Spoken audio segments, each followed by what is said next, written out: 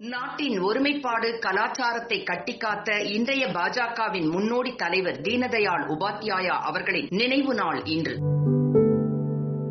பாரதிய ஜனதா கட்சியின் முன்னோடியும் பாரதிய ஜனசங்கத்தின் அகில இந்திய பொதுச் செயலராகவும் தலைவராகவும் செயல்பட்டு இயக்கத்தை வளர்த்தவர் தீனதயாள் உபாத்யாயா. கடந்த 1916 ஆண்டு செப்டம்பர் மாதம் 25 ராஜஸ்தான் மாநிலம் தான்கியா நகரில் பகவதி பிரசாத் ராம்பியாரி தம்பதிக்கு பிறந்தவர். ஆரம்ப கல்வி முதல் கல்லூரி கல்வி வரை முதல் வகுப்பில் தேர்ச்சி பெற்றார். சிறந்த கல்வியாளராக உருவெடுக்க வேண்டிய தீனதயாள் 1937 இந்த தேசத்திற்காக RSS சேர்ந்து முழு நேர ஊழியரானார். கடந்த 1952 ஜனசங்கத்தின் அகில இந்திய பொதுச் செயலர் ஆனார் தீனதயாள். கட்சியின் ஸ்தாபகரான அவர் ஷியாம் பிரசாத் முகர்ஜி ஜம்மு காஷ்மீர் விவகாரத்தில் நாட்டின் இறையாண்மையை காக்க மேற்கொண்ட போராட்டத்தில் பங்கேற்க ஸ்ரீநகர் சென்றபோது 1953 அகால மரணம் அடைந்தார். நேருவின் கொள்கைகளை தேசிய அளவில் விமர்சிக்கும் ஷியாம பிரசாத் மறைந்த பிறகு ஜனசங்கத்தை கட்டுப்பாடு மிக்க கொள்கை கவசம் பூண்ட சிலருடன் அகில இந்திய கட்சியாக உருவாக்க தீனதயாள் மேற்கொண்ட முயற்சி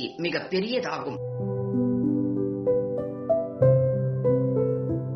காங்கிரஸ் கட்சி அசைக்க முடியாத பலத்துடன் இருந்தபோது நாட்டின் பொருளாதார சித்தாந்தம் பன்முக பார்வையுடன் அனைவரையும் மேம்படுத்தும் வகையில் இருக்க வேண்டும் என வலியுறுத்தி பாதை காட்டியவர் இவர்.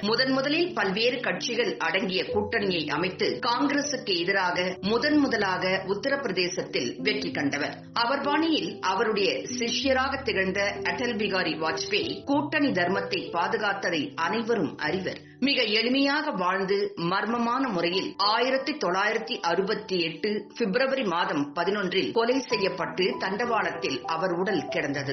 அவருடைய மரணம் ஒரு தேசிய கட்சியின் சூழ்ச்சி என்றும் அப்போது பல பத்திரிகைகள் எழுதின. அவருடைய மர்ம மரணம் அன்று பாஜகவிற்கு மிக பெரிய அதிர்ச்சியாக அமைந்தது. கட்சிக்காக நாட்டிற்காக உயிர் துறந்த அவரின் பெயரில் இன்று மத்திய அரசும் பல மாநில அரசுகளும் பல வளர்ச்சி திட்டங்களை அவரின் பெயரில் வைத்து போற்றுகிறார்கள் என்பது குறிப்பிடத்தக்கது. இந்நிலையில் சமூக வாழ்க்கையில் ஒரு தலைவர் எப்படி இருக்க வேண்டும் என்பதற்கும் இந்தியாவின் ஜனநாயகம் சுடரொளி விட்டு பிரகாசிக்க எப்படி நடந்து கொள்ள வேண்டும் என்பதற்கும் தீனதயாள்ஜி ஒரு சிறந்த எடுத்துக்காட்டு என கூறியுள்ளார் பிரதமர் மோடி.